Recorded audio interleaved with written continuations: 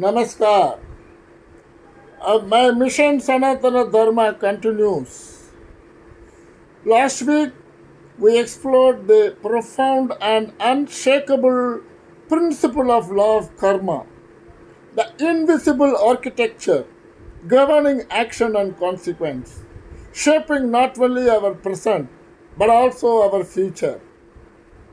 This week we move to an even deeper question. Is there something called beyond karma? Is there a state where one is no longer bound by action, reaction, success, or failure? That state is called moksha. For centuries, moksha has been described as liberation.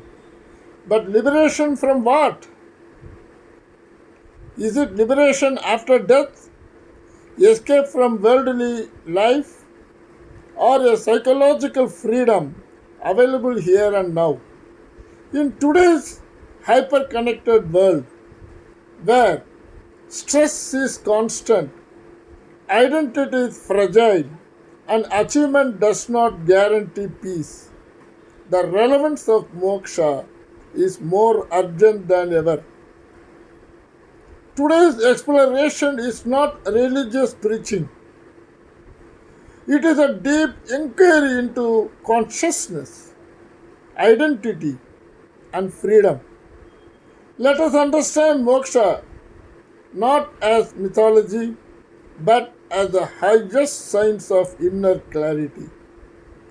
Moksha is the culmination of human pursuit in Sanatana Dharma, forming one of the four Purusharthas: Dharma, that is the righteous order; Artha, that is the wealth and security; Kama, desire and fulfillment; Moksha, liberation, that is the Dharmartha Kama Moksha. So while Dharma, Artha, and Kamas operate in the world, Moksha transcends them. And its roots lie in Upanishads, the philosophical crown of the Vedas. These texts do not command belief, they provoke inquiry. From the dialects of Yajnavalkya to the silence of the Mandukya Upanishad, the question remains consistent. Who am I? The Bhagavad Gita integrates moksha into life itself, teaching that liberation is not separate from action, but arises through right understanding. Adi Shankaracharya later distilled this wisdom into Advaita Vedanta. The individual self, Atman, and the universal reality, Brahman, are one. So, moksha is not reaching somewhere, it is recognizing what already is. Let us revisit a timeless illustration. A man walking in twilight mistakes a rope for a snake. Fear grips him. His breath quickens. His mind imagines danger. Later, under proper light, he realizes it was only a rope. The snake never existed, yet the fear was real. Similarly, we mistake the body for the self. We mistake thoughts for identity. We mistake roles for reality. And we suffer. Moksha is the moment of clarity when illusion dissolves. The essence of moksha lies in one radical teaching. You are not what you think you are. Asangho hayayam purushaha. The self is unattached. You appear bound because you identify. In truth, you are untouched. And body identification is I am aging. Mind says I am anxious. Role says I am successful or unsuccessful. Vedanta dismantles all three. Neti means not this, not this. You are not the body. You are not the mind. What remains is pure awareness. and freedom defined. Freedom is not absence of problems, that is withdrawal from life. Freedom is inner independence from all experiences. And yada bhuta pradak bhavam ekastam anupashyati. When one sees all beings as one reality, separation is ignorance, unity is truth, and think of identity as construction, and neuroscience confirms the self is assembled by memory and perception. There is no fixed I inside the brain. And Vedanta declared the ego is a functional illusion, thought loops and anxiety. Modern psychology identifies repetitive thought cycles causing stress, and Vedanta prescribes witnessing thoughts, not identifying with them. This is Jnana Yoga in practice. Imagine wearing a VR headset and you experience fear, excitement, danger, but you remove it and reality is different. The mind is your VR headset. Moksha is removing it, and mana eva manushyanam karanam bhandha mokshayo. The mind alone is the cause of bondage and liberation. Master the mind and not the world.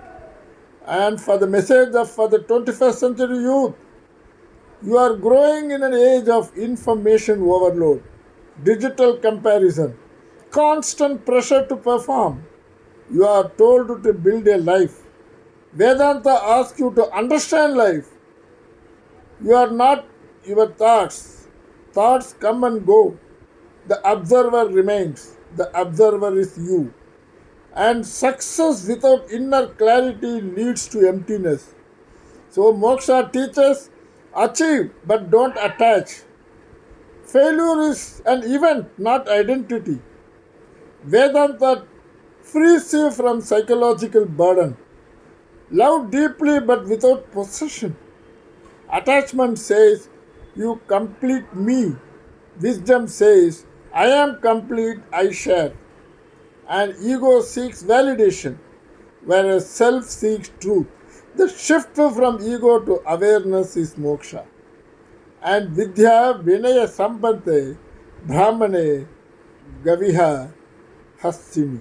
The wise see the same reality in all beings.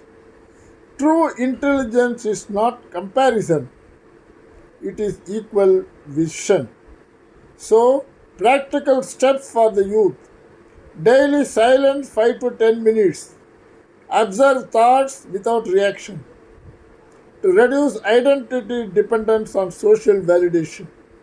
Read one Upanishadic idea weekly. Practice detached excellence. Sanatana Dharma is not merely tradition, it is timeless knowledge of consciousness. At a time when mental health crises are rising, identity confusion is widespread, external success fails to satisfy, the wisdom is not optional, it is essential. Your role, you are not passive listeners, you are custodians of knowledge, bridges between ancient wisdom and modern world. Protect Dharma not through argument but through understanding and living it. So, moksha is not far away. It is not after death. It is not for monks alone. It is freedom from false identification, clarity of true nature, peace amidst activity. Naham deho name deho. I am not the body is not mine. That is a reflection. Shift this understanding and life transforms. The world does not need more noise, it needs clarity. Sanatana Dharma offers that clarity. Let us not reduce it to ritual alone. Let us restore its philosophical brilliance. Understand it, live it, share it, and above all, protect Sanatana Dharma not as a religion but as a universal path to inner freedom and human excellence. Very often people assume moksha is only for saints, only after renunciation, only after death. This is a misunderstanding. Vedanta boldly declares moksha is not a future event, it is present understanding. Living moksha in the modern world, a person established in moksha, works but not burdened by work, loves but not broken by loss, achieves but is not inflated by success, faces failure but is not diminished by it. Externally, such a person looks ordinary. Internally, they are unshakable. Sthitaprajnasya ka bhasha, samadhi stasya keshava. What is the nature of one who is steady in wisdom? This question from Arjuna is our question today. How does a liberated person live? The answer Gita says, a Siddha one established in wisdom, is not disturbed by sorrow, does not chase pleasure, remains balanced in all situations. This is not suppression, this is transcendence. So, dukkeshu anudvigna manaha sukeshu vigata supraha, that is unaffected in sorrow, unattached in joy. This is emotional mastery, not emotional numbness. The psychology of bondage. Let us be very practical. What binds us today? Not chains, not prisons, but opinions of others. Fear of failure, comparison, regret of past, anxiety of future. These are psychological knots. Vedanta calls them vasanas, deep tendencies. Moksha is freedom from these compulsions. Example from your daily life. Suppose someone criticizes you. Immediate reaction is hurt, anger, overthinking. But a person in awareness observes. This is not, this is a thought reaction, not my true self. That small gap is the beginning of moksha. The shift from reaction to awareness. Life does not need to change. Your relationship with life must change. So, reaction to response, attachment to participation, ego to awareness. That shift is liberation. So, Uddharet Atmana Atmanam. Lift yourself by your own self. So, no external force can liberate you. Clarity alone liberates. And a leader without inner clarity reacts impulsively, seeks validation, operates from insecurity. A leader with moksha oriented thinking acts with calm precision, takes decision without ego distortion, and remains steady in crisis. Moksha is not withdrawal, it is peak performance with inner stillness. So, let us summarize today's entire journey. Karma governs action, Dharma guides action, Moksha liberates the doer. You continue to act, but the burden of I am the doer dissolves. Finally, let us remember, ask yourself, who is aware of my thoughts? Who is aware of my emotions? Who is aware of my success and failure? That awareness is never disturbed, is never limited, is never bound. That is Atman, that is Brahman, that is you. So, if this understanding spreads, anxiety will reduce, clarity will increase, society will become balanced.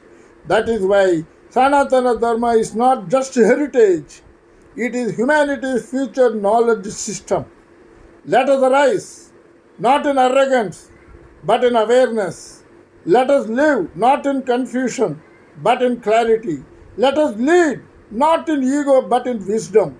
And with responsibility and reverence, let us understand, live, protect, and spread Sanatana Dharma for the welfare of humanity.